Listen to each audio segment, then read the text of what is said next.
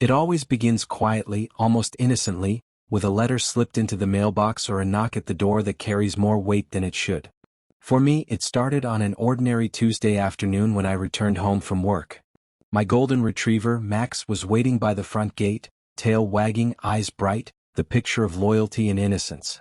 He was my companion, my comfort through long days, and to anyone with eyes, he was the very definition of a good dog.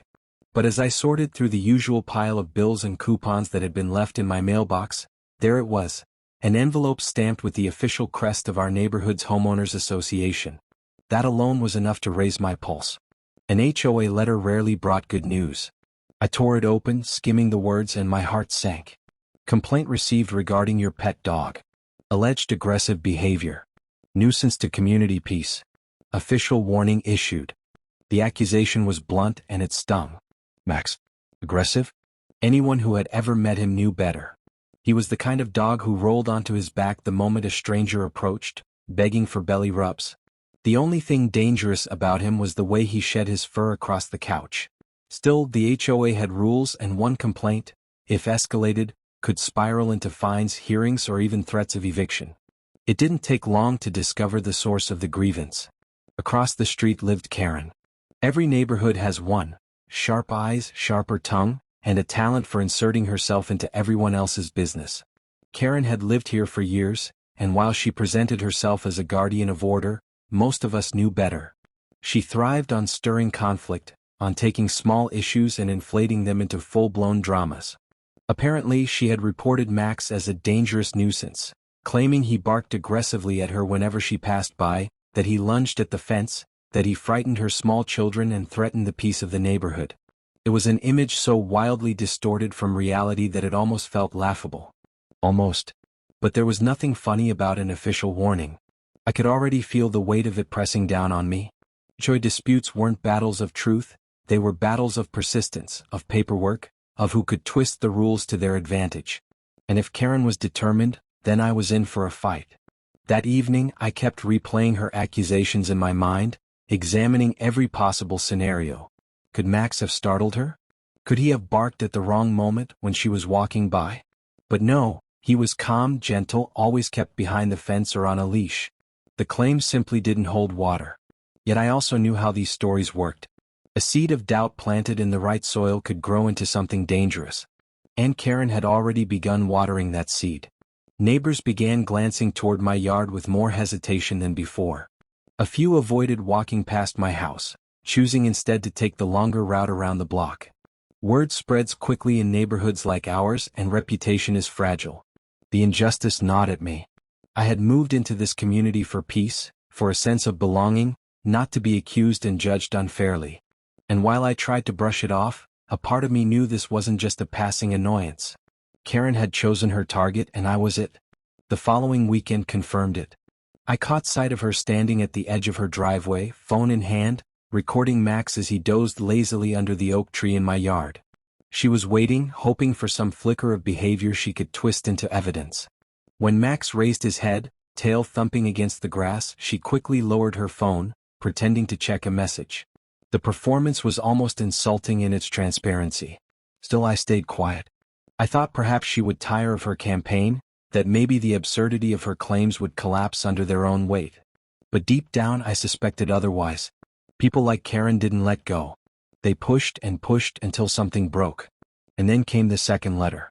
This one was harsher. Continued reports of nuisance behavior. Further violations may result in fines. The words struck like blows. Max hadn't changed, hadn't done a thing wrong, and yet the picture being painted was one of menace and disruption. I felt cornered. It was then that I realized something crucial. If Karen wanted a war, she had chosen the wrong opponent. I wasn't about to let my dog's good name be dragged through the mud by a woman who thrived on control and fabrication. But I also knew I couldn't win this fight through emotion alone. To prove innocence in a world where perception mattered more than reality, I needed evidence. I needed to be prepared. So I installed cameras along my fence line, small and discreet, their lenses capturing every moment of Max's day. If Karen was determined to frame him as a monster, then I would let the truth record itself hour by hour. At first, it felt ridiculous.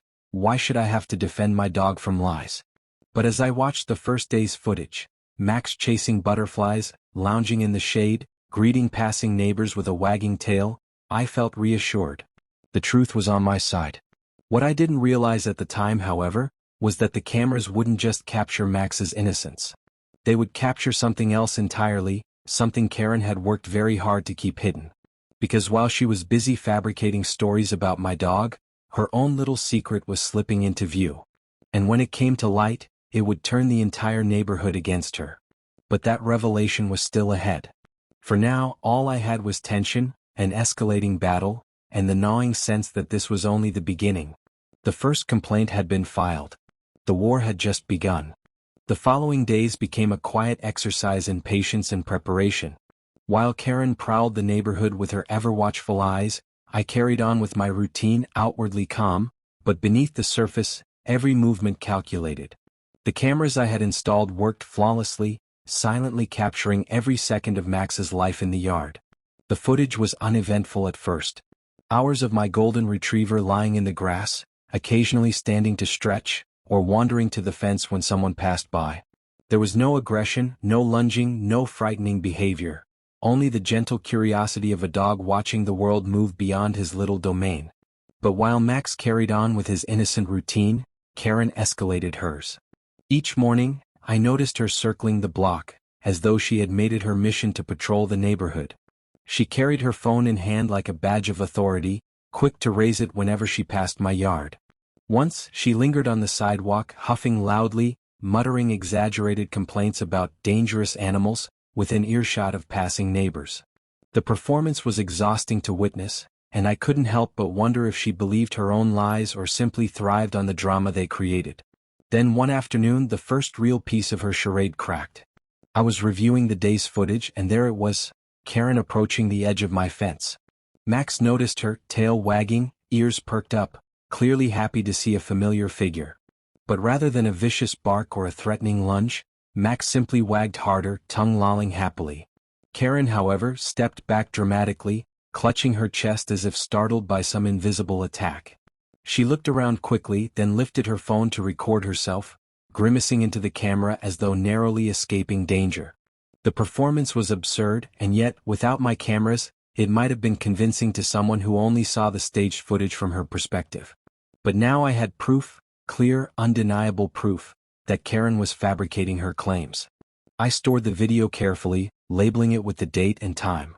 One piece of evidence wasn't enough to win a war against her persistence, but it was a start. I knew I would need more. And more came. Over the next week, I collected hours of footage showing Karen's attempts to frame Max. Once, she walked by dragging a stick along the fence, deliberately provoking him to bark. Max responded with 2 short barks. Nothing unusual, nothing aggressive, but Karen spun around, scowling into her phone as though under attack. Another time, she crouched low, waving her arms to catch Max's attention, then quickly recoiled, gasping as if his playful jump toward the fence had been a violent lunge. Every incident went into my growing archive. Piece by piece, her story unraveled, her act exposed for what it was. But while I gathered evidence, something else began to catch my attention. Karen had pets of her own, 3 small dogs she rarely allowed anyone to see. They were kept indoors most of the time, their barking muffled behind closed windows. But occasionally in the late hours of night, I would hear them. Their yapping was high-pitched, frantic, and constant. Unlike Max, who barked only when prompted, Karen's dogs seemed to bark endlessly at shadows, at passing cars, at the faintest sound of footsteps. At first, I dismissed it as a coincidence. After all, every dog barks sometimes. But as the nights dragged on, the barking grew more frequent, more desperate, and far less controlled. And then one night, just after midnight, my cameras caught something I hadn't expected. Karen herself had stepped into the yard with her dogs. She held the leash loosely as the 3 of them tore across her lawn, snarling and snapping at each other, pulling so hard that she could barely contain them. Their aggression was unmistakable, not playful growls but sharp, hostile barks, teeth bared, bodies lunging against the leash with dangerous force. I watched the footage twice, then 3 times, barely believing what I saw. While she accused Max of being a threat, her own dogs were the real danger, their behavior aggressive and uncontrolled. And unlike Max, who was always confined to my fenced yard, her dogs strained against her grip, dangerously close to breaking free. The hypocrisy was staggering. She had painted Max as the villain to the neighborhood while hiding the true problem inside her own home. The realization brought both relief and dread. Relief because the truth was finally surfacing. Dread because I knew how Karen operated. She wouldn't admit her fault. She wouldn't back down.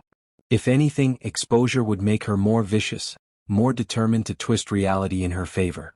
But I had an advantage now. Every bark of her dogs, every moment of her struggling to control them, every second of Max's calm and gentle demeanor, I had it all on camera. The question was when and how to use it.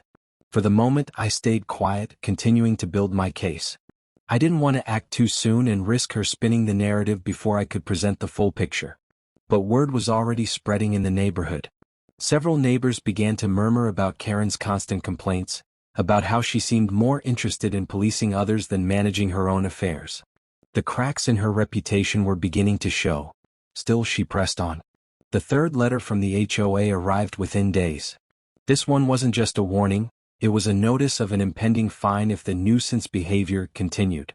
Karen had been relentless, filing report after report, determined to wear me down through the very system designed to keep the peace. But this time I was ready. I looked at the stack of footage I had collected, the undeniable evidence of her lies, and the damning truth about her own pets. I knew the moment was coming when I would need to present it all, to turn the tables and reveal the neighbor everyone thought was a protector of the community for who she truly was. And when that moment arrived, it wouldn't just clear Max's name. It would expose Karen in a way she could never recover from. Because secrets have a way of slipping through cracks, and Karen's carefully constructed image was beginning to collapse. The stage was set. The next move would change everything. The letter from the HOA wasn't just another warning, it was a summons. A date, a time, and a demand that I appear before the association board to address the continuing nuisance caused by my dog. It read like a verdict already written, as though Max and I had been found guilty before we'd even spoken. But this time I wasn't walking in unarmed. I had hours of footage, neatly catalogued and stored, ready to play. Every bark, every wagging tail, every staged performance Karen had tried to spin into evidence, it was all there. And more importantly, I had the footage of her own dogs, the real aggressors, the ones she'd hidden behind closed doors while pointing her finger at mine. The day of the hearing, I arrived early. The board met in the small clubhouse near the community pool, its beige walls lined with plaques and notices about dues, landscaping rules, and parking policies. The room was already half full when I walked in, neighbors curious to watch the drama unfold, board members seated in a neat row at the front, clipboards in hand, and at the center of it all, Karen. She was dressed for the occasion as though this were some kind of trial. A stiff blazer, hair pulled tight, lips pursed in a line of righteous indignation. She didn't look at me when I walked past her, but her posture said enough. She thought she had already won. The meeting began with the usual formalities, but it didn't take long before my case was called. One of the board members read the complaint aloud, repeating Karen's words. That my dog was aggressive, that he lunged at passers-by, that he barked excessively and posed a danger to the neighborhood. The room was quiet as the accusations echoed off the walls, the weight of official language making them sound more damning than they truly were. When it was my turn to respond, I didn't waste time on speeches. I set my laptop on the table, connected it to the projector, and let the footage play. First came the clips of Max, the so-called dangerous dog, lounging peacefully in the grass, wagging his tail at children who passed, rolling over on his back when a neighbor stopped to greet him. Then the moments Karen had tried to twist, her dragging a stick along my fence, her crouching and waving at Max before recoiling dramatically, her clutching her chest and pretending to be startled. The room filled with murmurs, quiet chuckles breaking through the tension. Karen shifted uncomfortably in her seat, her face tightening with every second of video. She tried to interject once, claiming the footage was edited or taken out of context, but the board silenced her, insisting the evidence be viewed in full. Then I played the footage of her dogs. The projector filled the wall with images of 3 small but vicious animals, straining against their leashes, snarling and snapping with unrestrained aggression. Karen could barely hold them, her grips slipping as they dragged her across her own lawn. The contrast was undeniable. While she painted Max as a menace, her own pets were the true danger. The murmurs grew louder now, no longer tinged with amusement but with disapproval. Heads turned toward Karen, eyes narrowing, whispers spreading through the room like wildfire. The board members exchanged glances, their pens scratching across notepads. The lead member cleared his throat, adjusting his glasses as he addressed her directly. Karen, do you have an explanation for this footage? For the first time since the ordeal began, Karen faltered. Her confident posture wilted, her hands twisting nervously in her lap. She muttered something about her dogs being protective or misunderstood, but the excuses rang hollow. The damage was done. I sat quietly, letting the silence settle, letting the weight of her hypocrisy hang in the air. This wasn't just about me anymore. It was about the neighborhood, about the way she had manipulated the system to attack others while hiding her own flaws.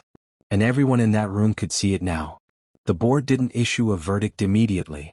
They promised to review the evidence and consider all sides, their usual language to buy time. But as I left the meeting, I could feel the shift. Neighbors who had once avoided my yard now stopped to pat Max on the head, offering quiet words of support. Others whispered about Karen, their trust in her authority cracking. But if I thought this was the end, I was mistaken. People like Karen don't surrender when cornered, they lash out. And though her reputation had taken a blow, her determination to win remained. That night, as I walked Max along the quiet streets, I noticed movement near my fence. Karen, standing in the shadows, her phone in hand, recording once again. But this time, her expression wasn't one of smug confidence. It was one of desperation, a tightness around her eyes, a frantic edge to her posture. She wasn't just fighting me anymore, she was fighting to preserve the image she had built, the control she had wielded over the neighborhood for so long. And desperation makes people reckless. I didn't know it yet, but Karen was about to take things further than I ever imagined. Her secret had been exposed, but instead of backing down, she was about to dig herself into a hole so deep that she could never climb out. The board's decision was still days away, and in that time, Karen would launch one final campaign to destroy my credibility. What she didn't realize, though, was that the harder she pushed, the faster her entire world would collapse. Because the neighborhood wasn't just watching anymore, they were waiting. And soon, Karen's carefully crafted authority would crumble, leaving her standing alone. The battle had shifted. The war was far from over. The meeting at the clubhouse had rattled Karen more than she wanted to admit. The neighbors had seen the truth on full display, and for the first time, the authority she clung to like armor began to slip through her fingers. But Karen wasn't the kind of person to accept defeat. No, she doubled down. When cornered, she lashed out, desperate to rewrite the narrative before it consumed her. The retaliation began subtly. Small acts at first, little inconveniences designed to unsettle me. My trash bins, which I always left neatly by the curb, suddenly tipped over in the mornings, garbage strewn across the pavement. Packages I was expecting from the delivery service ended up delayed or misplaced, though I later learned from a neighbor that Karen had been lingering suspiciously near my porch during delivery hours. Then came the anonymous notes, slipped under my door, tucked into my mailbox, even taped to my front gate. They all carried the same message in slightly different words. Your dog doesn't belong here. Dangerous animals shouldn't be allowed. Get rid of it before something happens. The handwriting was sloppy, clearly disguised, but the intent was unmistakable. Of course, Karen underestimated one thing: I wasn't alone anymore. Where before she had manipulated the narrative in whispers, now the neighborhood had seen the evidence with their own eyes. They knew the truth about Max, and they had started to talk openly about Karen. Still, she pressed harder. The next escalation came in the form of noise complaints. I received notice after notice claiming Max barked incessantly throughout the night, disturbing the peace. Yet when I checked the recordings from my cameras, the truth was obvious. Max slept quietly on his mat, barely stirring except to reposition himself. The barking that did fill the night air came not from my yard, but from Karen's own dogs, restless, yapping, their shrill cries echoing across the cul-de-sac. I compiled the recordings carefully, each complaint matched with footage that proved it false. The evidence grew heavier by the day, but so did Karen's desperation. And then one evening the conflict burst into the open. I was watering the front lawn while Max lay content under the oak tree. The sun had just dipped low, casting long shadows across the street. Karen emerged from her house, her 3 dogs straining at their leashes. Their barks split the evening air, sharp and relentless, but she didn't rein them in.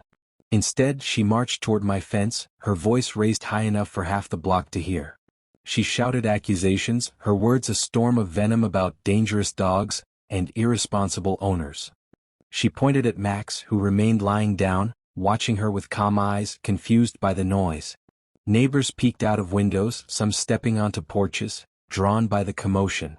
It was the moment Karen had been waiting for, another performance, a public display meant to rally the neighborhood against me. But it didn't go the way she planned. Because while she screamed and gestured wildly, her dogs lunged at the fence, snarling and snapping, their bodies straining against her grip. Max, still calm, tilted his head, almost as if wondering what the fuss was about. The contrast was undeniable. One dog peaceful, 3 dogs out of control. And everyone watching could see it. Phones came out, cameras recording from across the street. Whispers spread among the gathered crowd. This time it wasn't my footage, it was hers, captured live by the neighborhood she had tried so hard to manipulate. When she realized the shift, Karen's face twisted with frustration. She yanked at the leashes, dragging her dogs back toward her house, but the damage was done. Her attempt at spectacle had backfired spectacularly. Instead of solidifying her authority, she had exposed her hypocrisy to the entire block. The following day, the conversations in the neighborhood changed completely. People who had once remained neutral began approaching me, offering quiet words of support. "We saw what happened. Your dog's not the problem, it's hers."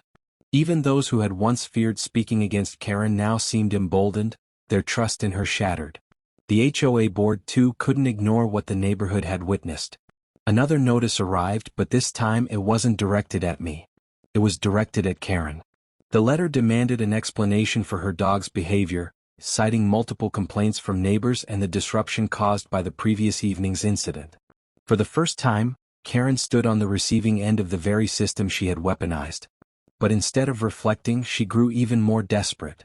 The following nights, her dogs barked endlessly, their noise filling the air long after midnight. Whether it was neglect or an attempt to shift blame back onto me, I couldn't tell. But my cameras captured every second, and neighbors began filing their own complaints against her. Her reputation collapsed faster than I could have imagined. Parents who once nodded politely in her direction now crossed the street to avoid her. Joggers no longer greeted her with smiles. The aura of control she had cultivated for years was crumbling, replaced by a growing resentment from the very people she had claimed to protect. And through it all, Max remained steady, his presence a quiet reminder of the truth. Still, I knew Karen wasn't finished. People like her never admit fault, never surrender gracefully. And in her desperation, she was about to make a mistake so reckless, so damning, that it would destroy the last remnants of her credibility forever. Because when a person's mask begins to slip, they either step back into the shadows or cling to it until it shatters completely. Karen chose the latter. And soon the entire neighborhood would watch it break. Karen's downfall wasn't sudden, it was the result of cracks spreading until her carefully constructed image collapsed under its own weight. But the final blow came in the form of a mistake she made herself, a reckless act that revealed the secret she had kept hidden for far too long. It began on a muggy Thursday evening. The heat lingered well past sunset, pressing down on the neighborhood, leaving tempers short and nerves frayed.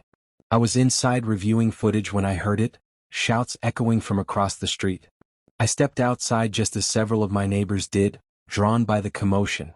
Karen was in her yard, struggling to restrain her dogs. They were barking wildly, pulling at their leashes, their bodies lunging toward the sidewalk where a neighbor's child had dropped a ball.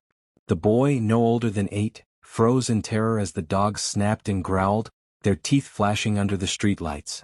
Karen tugged furiously, shouting commands that fell flat. The dogs ignored her, their aggression overpowering her control. One leash slipped from her hand, and for a split second, chaos reigned. The freed dog charged toward the boy, barking with vicious intensity.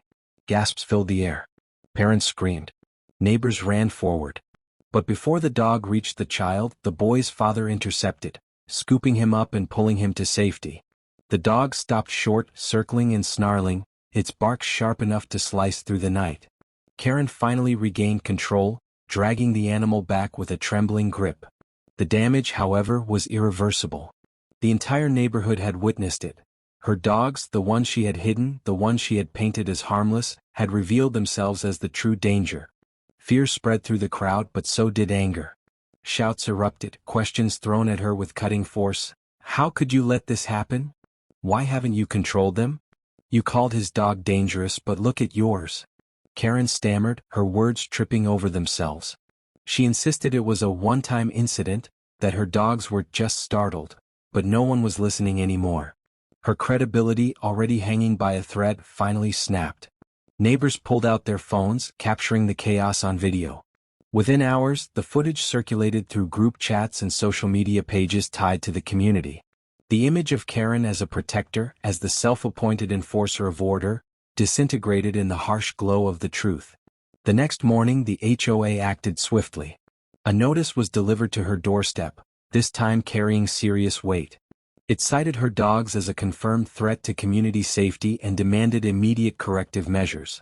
Failure to comply, it warned, would result in heavy fines and potential legal consequences. But the letter wasn't the only consequence. Neighbors who once tolerated Karen's watchful eye now turned against her. Parents refused to let their children walk near her house. Dog owners who had quietly endured her judgments now spoke openly about her hypocrisy. Even her closest allies, the few who once defended her complaints, distanced themselves, unwilling to be associated with the chaos she had unleashed. The power she wielded for so long had evaporated, replaced by isolation. From my yard, I watched her unravel. Each day she paced her property with frantic energy, her dogs barking uncontrollably inside. She tried to confront neighbors who avoided her gaze, shouting across driveways, but they shut their doors or walked away. The whispers that once fueled her authority now worked against her, carrying tales of recklessness, of lies, of danger. And though I had every reason to feel vindicated, there was something unsettling about watching it unfold. Karen had been relentless, cruel even, but to see her crumble so publicly was a stark reminder of how fragile reputation and power truly were. Still, part of me knew this wasn't simply justice, it was inevitability. For years she had built her authority on fear, on manipulation, on twisting the truth to suit her control. But lies never hold forever. Eventually reality claws its way out, demanding to be seen. The incident with the boy had been the breaking point, but the truth had been building long before that. My cameras, my footage, the testimonies of neighbors, they had all been fragments of a puzzle that painted the same picture. Karen's dogs were the threat, not mine. And now, with her secret exposed, the neighborhood had chosen its side. The following weekend, the HOA called another meeting. This time the room was packed, neighbors filling every chair, standing along the walls, murmuring with restless energy. The agenda was clear: addressing the incident, discussing community safety, and deciding how to handle Karen's repeated violations. As the board recounted the event, the footage of her dogs lunging at the child played on the projector. Gasps rippled through the room once again, anger simmering just beneath the surface. Parents demanded action, dog owners insisted on fairness, and for once the voices weren't directed at me. They were directed at her. Karen sat rigid in her seat, her jaw tight, her face pale. She tried to defend herself, to claim her dogs were provoked, that the incident was exaggerated. But no one believed her anymore. The weight of evidence was too great, the memory of fear too fresh. The board didn't hold back this time.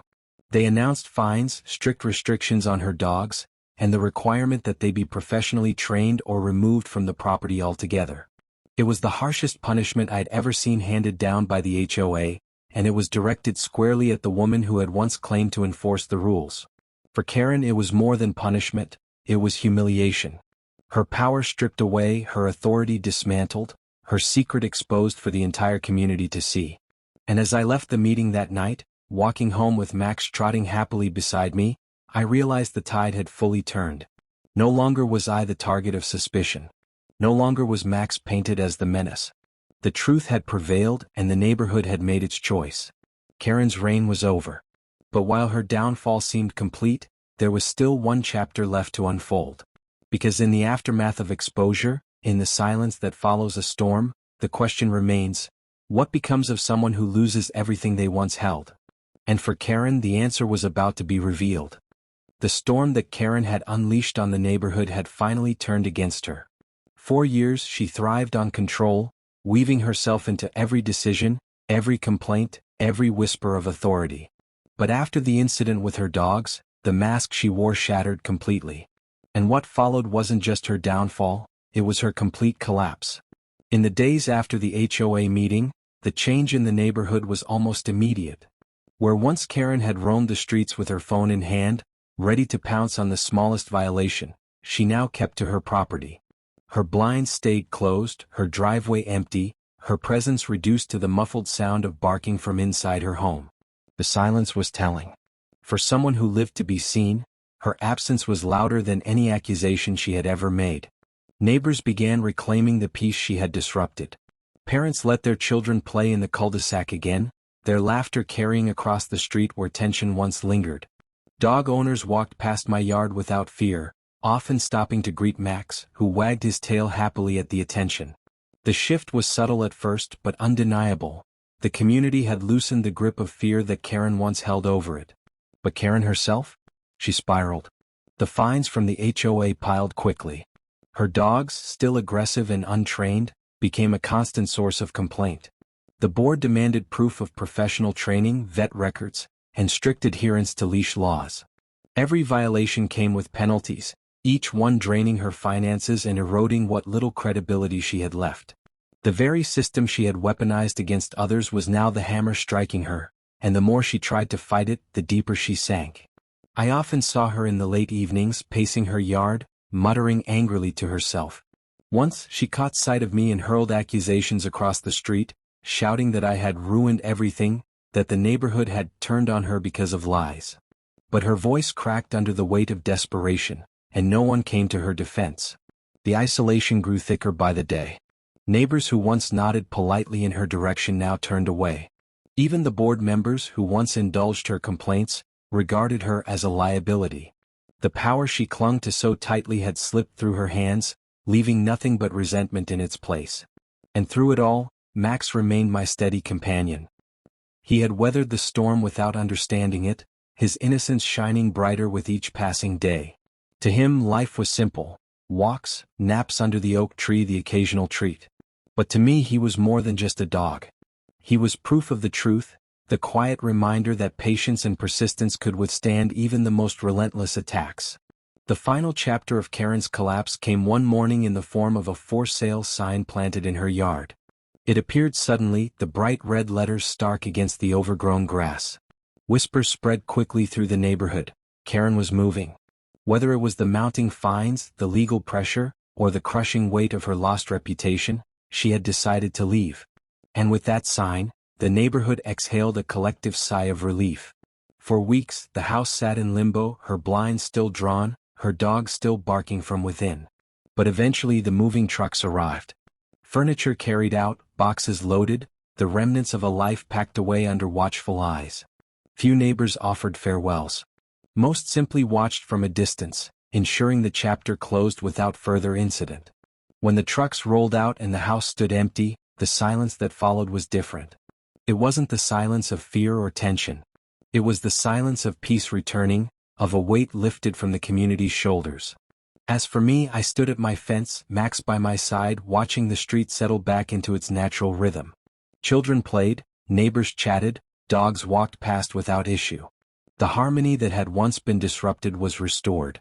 And though I carried no pride in Karen's collapse, I carried a quiet satisfaction. Not because she had been punished, but because the truth had prevailed. Because no amount of lies, no amount of manipulation, could erase the evidence of reality. Karen had called the HOA on my dog, branding him as a dangerous nuisance. But in the end, it was her own secret, her own pets, her own hypocrisy that destroyed her. The neighborhood didn't just clear Max's name. They united in the wake of her downfall, stronger than before, unwilling to let fear divide them again. As I scratched Max behind the ears, his tail thumping happily against the grass, I realized something simple yet profound.